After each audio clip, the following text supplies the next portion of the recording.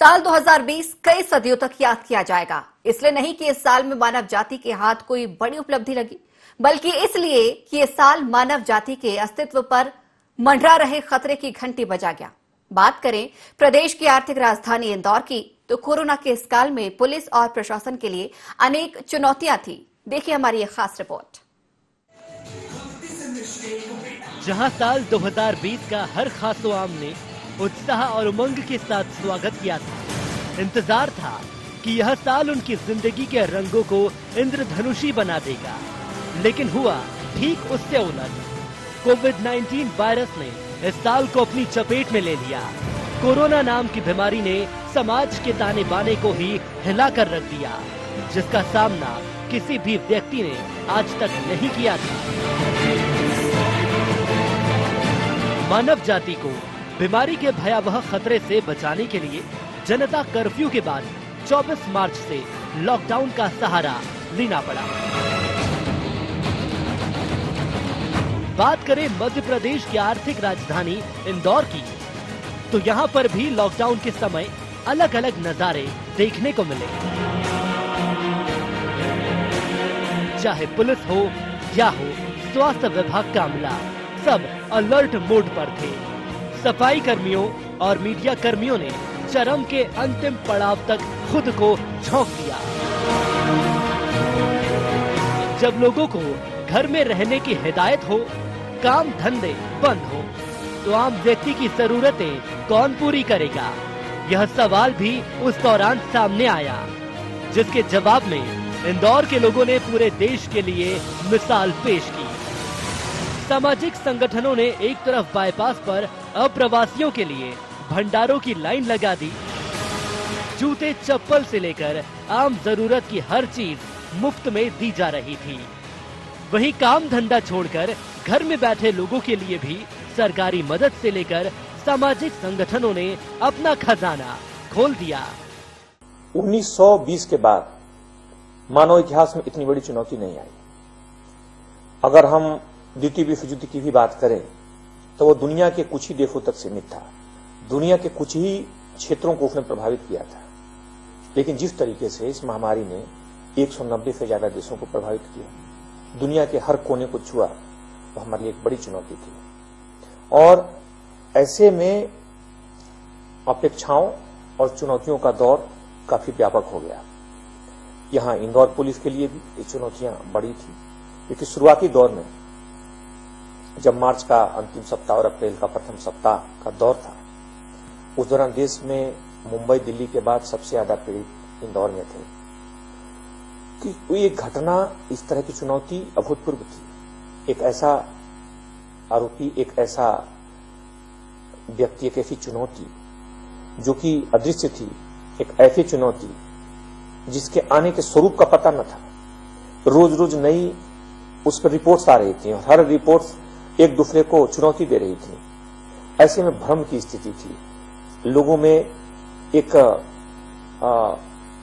आभासी सदमे की स्थिति से लोग गुजर रहे थे।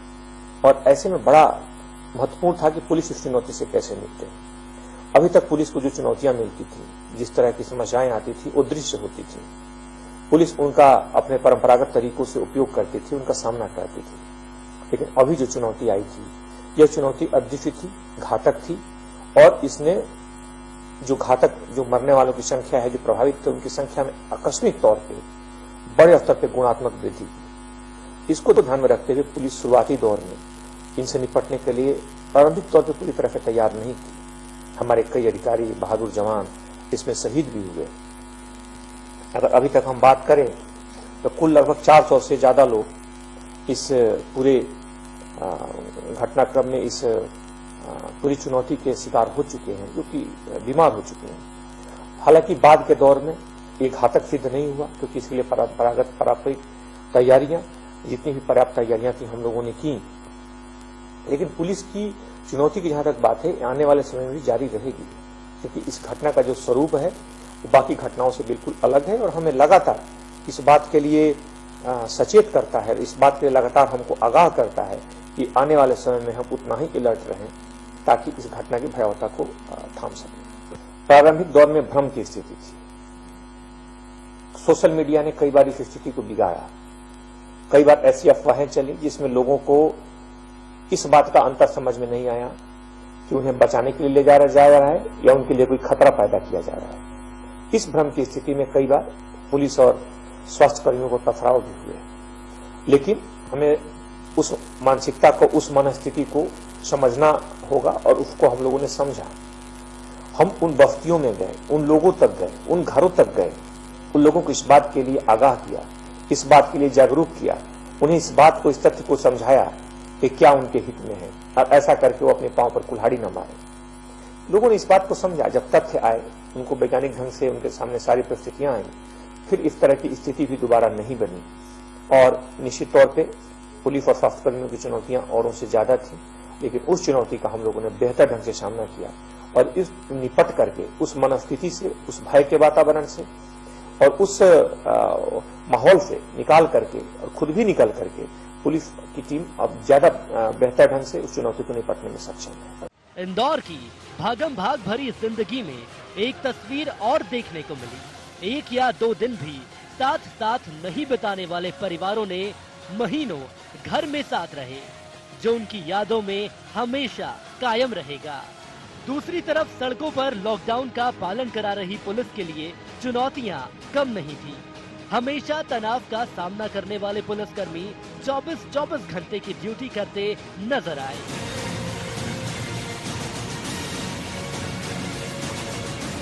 घर के बाहर बैठकर कई दिनों तक खाना खाया और निकल पड़े अपनी ड्यूटी पर, जिसकी तस्वीरें देखकर मुख्यमंत्री शिवराज सिंह चौहान भी तारीफ करने से नहीं रह पाए। इस बीच पुलिस महकमे के कर्मवीर योद्धा जूनी इंदौर थाना प्रभारी देवेंद्र चंद्रवंशी को कोरोना ने अपनी चपेट में ले लिया। 400 से ज्यादा पुलिसकर्मी संक्रमण का शिकार हो गए और थाना प्रभारी देवेंद्र चंद्रवंशी कोरोना से लड़ते हुए जिंदगी की जंग हार गए।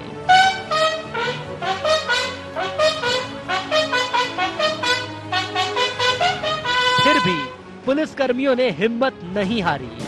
पुलिस विभाग के आला अधिकारियों ने संगीत के जरिए अपने अधीनस्थों का हौसला बढ़ाया।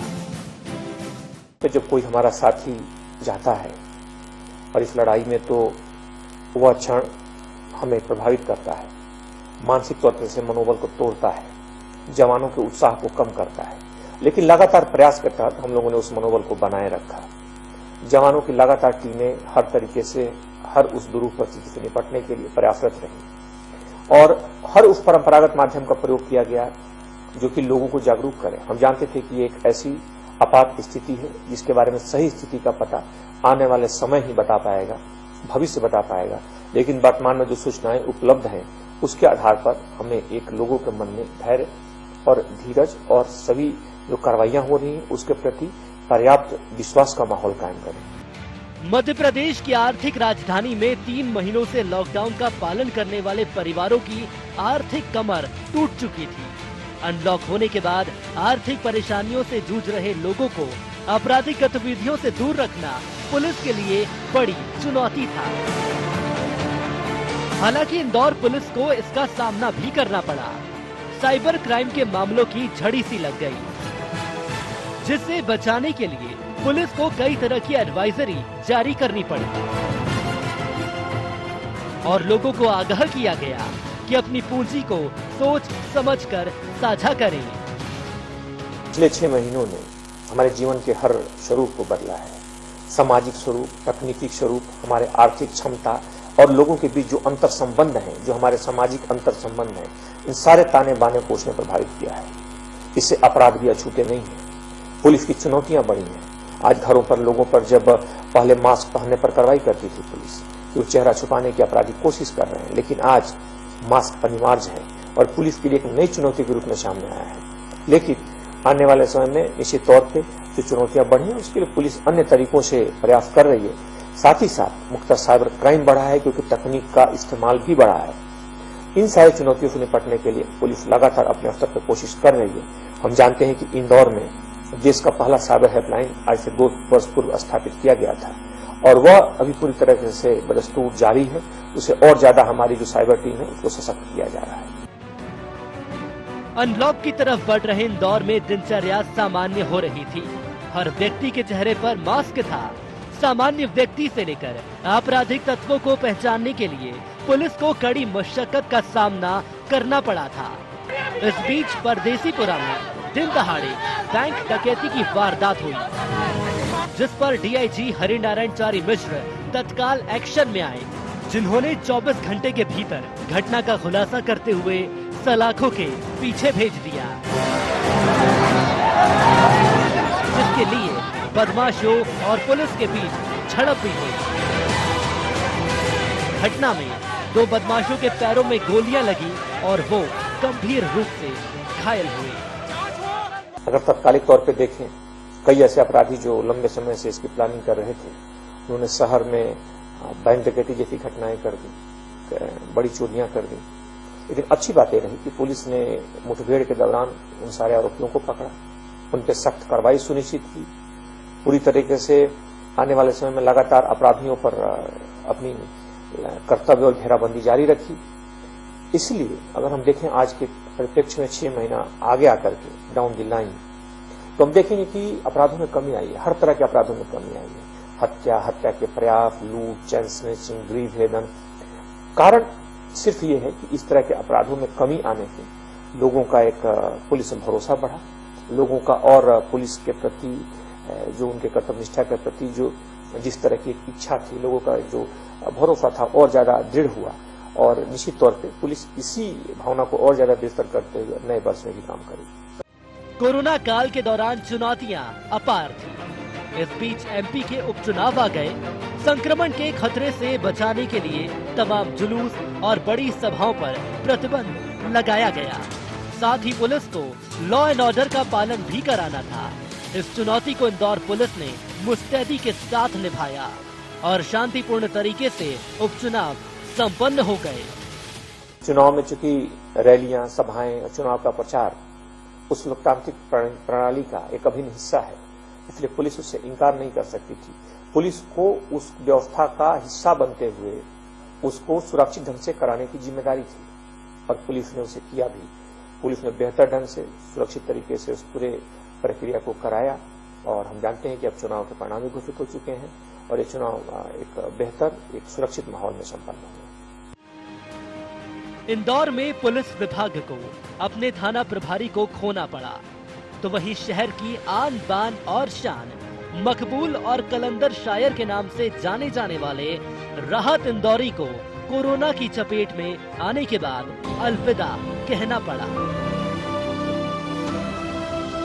वहीं जस्टिस वंदना कारेज भी शहर को अपनी यादों के साथ छोड़ गईं। साल 2020 में कोविड-19 की चुनौती के साथ आगे बढ़ रही पुलिस के लिए ऑर्गेनाइज्ड क्राइम भी बड़ी चुनौती था। इंदौर पुलिस ने साल 2020 में कई हत्याकांड में आरोपियों को हवालात की 4 दीवारी के पीछे भेजा। पुलिस ने कई सिकलीगरों को गिरफ्त में लिया, तो वहीं शिवसेना नेता रमेश साहू हत्याकांड का भी खुलासा किया। तमाम कयासों के बीच हत्याकांड में लूट की नीयत सामने आई। वहीं साल के अंत में 16 साल की नाबालिग ने अपने प्रेमी के साथ मिलकर माता पिता की हत्या कर दी, जिसकी पहेली को सुलझाने के लिए पुलिस को काफी मशक्कत करनी पड़ी, लेकिन सुराग मिलते ही पुलिस ने आरोपियों को गिरफ्तार कर लिया। ये प्लान, इसमें अलग अलग तरीके से आरोपी काफी शातिर थे।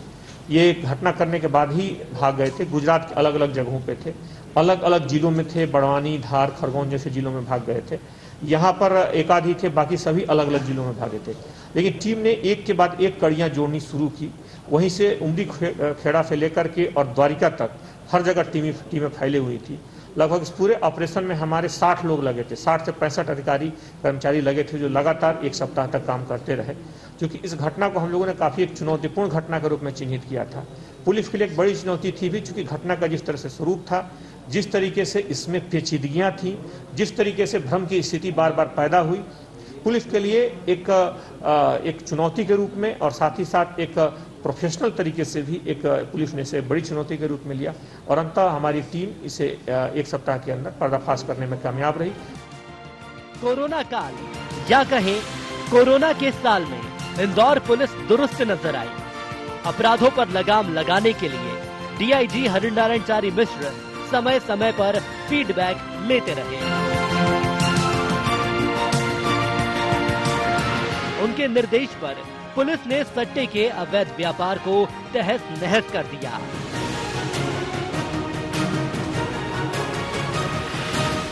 सट्टे के अवैध काम पर अंकुश लगाते हुए करीब 2 करोड़ से ज्यादा की राशि का खुलासा हुआ। कई बड़े तो बेनकाब हुए। पुलिस के मुताबिक उन्होंने सट्टे के कारोबार की कमर तोड़कर रख दी। चुनौती भरे साल 2020 में देह व्यापार को लेकर इंदौर पुलिस ने बड़े खुलासे किए। बांग्लादेशी युवतियों को अवैध तरीके से काम के बहाने देश में लाकर जिस्म फरोशी के धंधे में झोंका जा रहा था। इस काम में लगे 16 से ज्यादा अपराधियों की गिरफ्तारी की गई। ड्रग माफिया के खिलाफ भी अंतिम लड़ाई शुरू कर दी गई, जिसमें लगातार कार्रवाई जारी है। ऑर्गेनाइज क्रिमिनल के खिलाफ एक बड़ा युद्ध छेड़ा गया, संगठित अपराधियों के विरुद्ध। और इस पूरे युद्ध में अगर हम देखें तो हर तरह के अपराधी, चाहे भू माफिया हो, उस भू माफिया के अभियान के दौरान पिछले 1.5 साल 1 साल तक भागे हुए ऐसे आरोपियों को, जो 10,000 से 1.5 लाख रुपए तक के इनामी थे, ऐसे दर्जनों अपराधियों को पकड़ा गया। उन्हें कानूनी शिक्षों के अंदर कैद किया गया ताकि न्यायिक प्रक्रिया से वो भाग न सके। इसका एक सकारात्मक असर रहा। साथ ही साथ आर्म्स जो हैं, जो बहुत बड़ी संख्या में इस इलाके में देखें, आसपास के जिलों में जिस तरह के सिकलीगढ़ सक्रिय हैं, बड़ी संख्या में फायर आर्म्स मिलते हैं। बड़ी संख्या में फायर आर्म्स के संगठित गिरोहों को पकड़ा गया। साथ ही साथ ड्रग पैडलर्स, देह व्यापार, इस सब जो जिस तरह के क्राइम्स हैं, उस पर भी पुलिस ने बड़ी संख्या में कार्रवाई की। इनके पूरे ताने बाने को ध्वस्त किया और इसका एक बड़ा असर रहा। साथ ही साथ एक अनोखी बात यह रही कि पिछले कुछ सालों पूर्व जो हम लोगों ने शुरू किया था, जिस तरह के अपराधियों के अवैध अतिक्रमण को तोड़ने का अभियान, वो जारी रहा। पिछली बार 120 से ज्यादा इस तरह के अतिक्रमण तोड़े गए थे 2017-18 में। अभी इस तरह का अगर हम जिक्र करें तो लगभग ऐसे 60 से ज्यादा अभी अतिक्रमण पिछले कुछ दिनों में तोड़े गए हैं, जो बड़े बड़े अपराधियों के हैं। और निश्चित तौर पे सिर्फ इस तरह के अवैध अतिक्रमण नहीं टूटते हैं, इस तरह के अपराधियों का मनोबल भी ध्वस्त होता है। कोरोना वाले इस साल में 400 से ज्यादा पुलिसकर्मी संक्रमित हुए, फिर भी उनके उत्साह में कमी नहीं देखी गई। पुलिस का कहना है कि अपने कर्तव्य का निर्वहन करने की पूरी कोशिश की गई। उन्होंने ड्यूटी के अलावा कई सामाजिक कार्य भी किए, जिसमें कोरोना के बचाव के लिए समझाइश देना और मास्क, सैनिटाइजर का निःशुल्क वितरण शामिल है। पुलिस ने अलग अलग वेश बदल के, कुछ पुलिसकर्मी यमराज के रूप में लोगों के बीच में रुके, जो कि वास्तव में देवदूत का काम था, और यमराज का रूप लेकर के लोगों को उन्होंने बताया कि किस तरह की परिस्थितियां सामने आ रही हैं और किस तरीके से चुनौतियों से निपटें। कई मौलिक तरीकों से लोगों का ध्यान खींचने के लिए, इन सुरक्षा चुनौतियों की तरफ लोगों को लाने के लिए, पालन करने के लिए अलग अलग तरीकों से, मौलिक तरीकों से, नुक्कड़ नाटक से लेकर के जो मोबाइल वाहन है, जो पुलिसकर्मियों के वाहनों से जो घोषणा है, जो अलग अलग मोबाइल व्हीकल्स जो किराए पर ली गई, सभी के बीच में पुलिस ने लगातार इन चीजों को रखा, इनका प्रचार प्रसार किया और अंततः ये सारी चीज कारगर हुई। सभी प्रयासों के बीच में सभी प्रयास कर रहे थे, जो जिस कैपेसिटी में था, पुलिस ने भी अपनी पूरी क्षमता से यह प्रयास जारी रखा। इंदौर पुलिस अब 2021 की नई चुनौतियों का सामना करने के लिए तैयार है। कोरोना के समय जनता के सहयोग देने को लेकर डीआईजी हरिनारायण चारी मिश्र ने जनता का धन्यवाद दिया और अपील की है कि आगे भी इंदौर की जनता उनको सहयोग करेगी। इंदौर से IND24 के लिए संवाददाता भारत पाटिल की रिपोर्ट।